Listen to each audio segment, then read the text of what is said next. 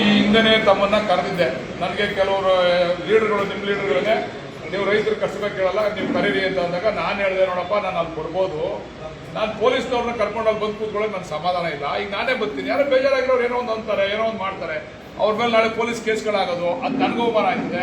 ನಮ್ಮ ಹೆಣ್ಮಕ್ಳ ಮೇಲೆ ಇನ್ನೊಬ್ಬರ ಮೇಲೆ ಗಲಾಟೆ ಮಾಡಿ ಪೊಲೀಸ್ MLA ಹೋಗಿದ್ದ, ಅಲ್ಲಿ ಗಲಾಟೆ ಆಯಿತು, ಅವ್ರ ಮೇಲೆ ಕೇಸ್ ಆಯಿತು ಅಂತಂದ್ರೆ ನನಗೂ ಅವಮಾನ ಆಯ್ತದಪ್ಪ, ಅದು ಬೇಡ ಅಂತೇಳಿ ಇಲ್ಲಿಗೆ ಕರೆದೆ. ನಾನು ಇಲ್ಲಿ ಕರೆದಾಗ ಅವತ್ತೊಂದು 50 ಜನ ಇವತ್ತು ಬಂದಂಗೆ ಬಂದಿದ್ದಿದ್ರೆ ಅವತ್ತೇ ಕೂತ್ಕೊಂಡು ನಾನು ಸಮಸ್ಯೆ ಕೇಳ್ತಿದ್ದೆ. ಎಲ್ಲರೂ ವಾಟ್ಸಪ್ಪಲ್ಲಿ, ಯೂಟ್ಯೂಬಲ್ಲಿ ಅದ್ರಲ್ಲೆಲ್ಲನೂ ನೀವು ಲಾರಿ ಮಾಡ್ಕೊಂಡೋಗಿ, ಟೆಂಪೋ ಮಾಡ್ಕೊಂಡೋಗಿ 2000 ಜನ ಹೋಗಿ, 3000 ಜನ ಹೋಗಿ ತೋರಿಸ್ತೀನಿ. ಅಷ್ಟು ನಿಮ್ಮ ವಾಟ್ಸಪ್ ನೀವು ಗ್ರೂಪಲ್ಲಿ ಹಾಕಿರೋ ತೋರಿಸ್ತೀನಿ, ಯಾರು ಹಾಕಿದ್ರು ಅನ್ನೋದು ತೋರಿಸ್ತೀನಿ. ನಾನು 2000 ಜನ ಕೂತ್ಕೊಂಡು ಈಗ ಮಾತಾಡೋಕ್ಕಾಯ್ತದ? ಇಲ್ಲ 1000 ಜನ ಬಂದು ನಾನು ಈಗ ಮಾತಾಡೋಕ್ಕಾಯ್ತದ? ಅದಕ್ಕೆ ನಾನು ಅವತ್ತು ಕ್ಯಾನ್ಸಲ್ ಮಾಡಿದೆ. ಅವತ್ತಿಂದ ಇವತ್ತವರೆಗೂ ನಾನು ಬಂದಿಲ್ಲ. ಒಂದ್ಸರಿ ಹಳ್ಳಾಳ್ ಸಂದಕ್ಕೆ ಬಂದಿದ್ದೆ, ನಮ್ಮ ಹೆಣ್ಮಕ್ಳುಗಳು ನನ್ನ ಮೇಲೆ ಗಲಾಟೆ ಮಾಡಿದ್ರು. ಅಂದ್ರೆ ಯಾರು ಬೈಯೋದಕ್ಕೆ ಏನು ಮಾಡಲಿಲ್ಲ, ಅವರ ಹಕ್ಕನ್ನ ಕೇಳಿದ್ರು. ಅವತ್ತು ಕೂಡ ಕೇಳೋ ಒಂಚೂರು ಆಯ್ತು, ಆಶೀರ್ವಾದ ಅನ್ಕೊಂಡ್ರೆ ನಾನು ನೀನ್ ಬೈದ್ರೆ ಹೇಳಿಲ್ಲ, ನೀನ್ ಹೊಡೆಕತ್ತದ ಆಶೀರ್ವಾದ ಒಂಚೂರು ಆಯ್ತು, ನಾನು ಹೇಳೋದಕ್ಕೆ ಬಿಡು ಒಂಚೂರು.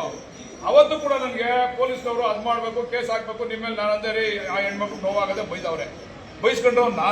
ನಾನು ಕಂಪ್ಲೇಂಟ್ ಕೊಟ್ಟರೆ ನಿಮ್ ಕೇಸ್ ಹಾಕ್ಬೇಕು, ಬೇರೆ ವಿಚಾರ ನಿನ್ಗೆ ಯಾಕಪ್ಪ ಅಂತ ಅವತ್ತು ಪೊಲೀಸ್ನವ್ರಿಗೆ ಹೇಳಿ ಅವತ್ತು ಅವೆಲ್ಲ ಕೇಸು ಗೀಸು ನಾನು ಆ ಜಗಳ ಮಾಡ್ಕೊಂಡು ಕುಸ್ತಿ ಮಾಡ್ಕೊಂಡು ನಮ್ಮ ಹೆಣ್ಮಕ್ಳುಗಳ ಹತ್ರ, ಭಾಗದ ರೈತರ ಹತ್ರ ನಾನು ಹೋಗೋಕೆ ತಯಾರಿಲ್ಲ ಅಂತ ಹೇಳಿದೆ. ಈಗ ಪುನಃ ಈಗ ನೀವು ಉಪಮುಖ್ಯಮಂತ್ರಿಗಳನ್ನ ಭೇಟಿ ಮಾಡಿದ್ರಿ. ಉಪಮುಖ್ಯಮಂತ್ರಿಗಳು ಭೇಟಿ ಆದ್ಮೇಲೆ ಕೆಲವೊಂದು ಬೆಳವಣಿಗೆಗಳೆಲ್ಲ ಆಯ್ತು, ನಿಮ್ಗೆಲ್ಲ ಗೊತ್ತು, ಯಾರು ಬಂದ್ರು, ಯಾರು ಎಂಟ್ರಿ ಆದ್ರು. ಇದುವರೆಗೂ ನಾವು ರಾಜಕೀಯ ಅದಕ್ಕೆ ಬೆರ್ಸಕ್ ಹೋಗಿರಲಿಲ್ಲ. ಯಾರು ಬಂದ್ರು, ಯಾರು ಎಂಟ್ರಿ ಆದ್ರು, ಯಾರು ಈಗ ಬಂದ್ರು. ಅವತ್ತೇ ಬರ್ಬೋದಾಗಿತ್ತು, 1 ವರ್ಷದಿಂದನೇ ಯಾಕೆ ಬರಲಿಲ್ಲ, ಈಗ ಬಂದ್ರು, ಅದೆಲ್ಲ ಆಯ್ತು, ಚರ್ಚೆ ಬೇಡ. ಅದನ್ನ ಈಗ ನೀವು ನನಗೆ ಮನವಿ ಕೊಟ್ಟಿದ್ದೀರಾ, ಉಪಮುಖ್ಯಮಂತ್ರಿಗಳ ಹತ್ರ ಒಂದು ಟೈಮ್ ಕೊಡಿಸಿ ಅಂತ ಕೇಳಿದ್ದೀರಾ. ಅದ್ರ ಬಗ್ಗೆ ನಾನು ಚರ್ಚೆ ಮಾಡ್ತೀನಿ. ಉಪಮುಖ್ಯಮಂತ್ರಿಗಳ ಹತ್ರ ನಾನು ಚರ್ಚೆ ಮಾಡಿ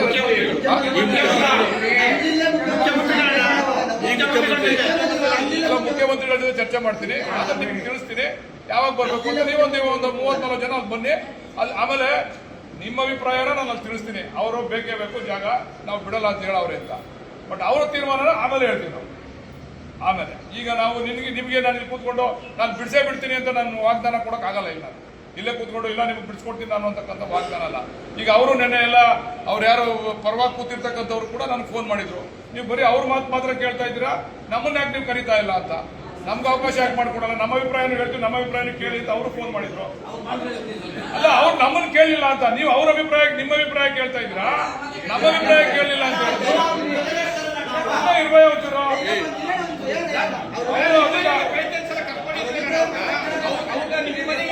ಮಾತಾಡಿದ್ದೀರಲ್ಲ ನೀವು, ಅವ್ರ ಪರ ನಾನು ಕರೆದಿಲ್ಲ, ಅವರ ಬಂದಿಲ್ಲ.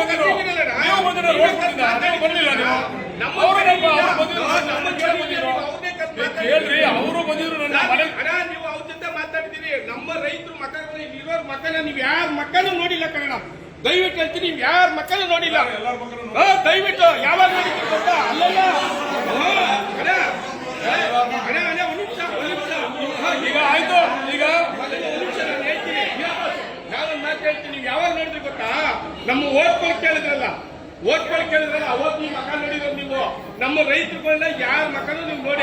ನಾನು ಕರೆದಲ್ಲಪ್ಪ, ನೀವೆಲ್ಲ ಹಿಂಗೆ ಚರ್ಚೆ ಮಾಡಿದ್ರೆ ಅವತ್ತು ಚರ್ಚೆ ನೀವು ಆಟೋ ಮಾಡ್ಕೊಂಡ್ಬಂದು ನಾನೇ ಚರ್ಚೆ ಮಾಡಿ ಎಲ್ಲ ಬೇಡ. ಈಗ ಹಳೆಗೆ ಹೋಗೋದು ಬೇಡ, ನೀವು ಕರ್ಸ್ರಿ. ಈಗ ಹೇಳಿದ್ದೀರಾ ಅವಕಾಶ ಮಾಡ್ಕೊಡ್ತೀನಿ.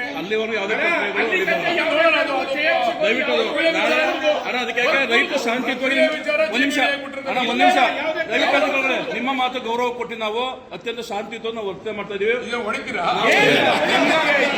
ಏನ್ ಕಣ ಹೊಡೆಯೋಣ ಅಣ್ಣ, ಹೊಡೆಯಕ್ ಬರ್ಲಿಲ್ಲ. ನಾವು ನ್ಯಾಯ ಕೇಳಕ್ ಬಂದಿದ್ವಿ, ನಮ್ಮ ಭೂಮಿ ಗುಡಿ ಅಂತ ಕೇಳಕ್ ಬಂದಿದ್ವಿ ಅಣ್ಣ.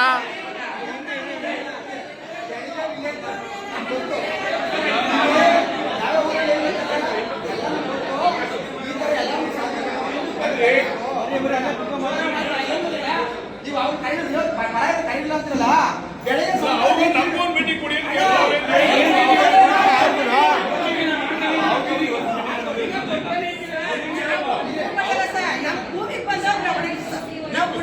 ಭೂಮಿ ಕಾರ್ಯಕ್ರಮ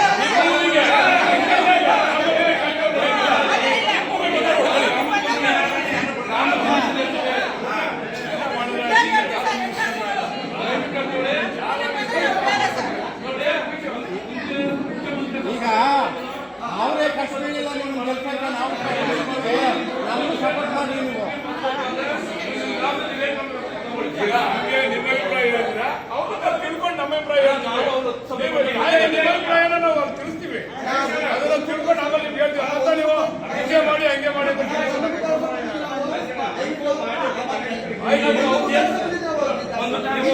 ಒಂದ್ ವೇಳೆ ಅವ್ರು ಕೆಲಸ ಮಾಡಿದ್ರೆ 1,000 ರೂಪಾಯಿ ದುಡ್ಡು ತಗೊಂಡಿದ್ದೀನಿ.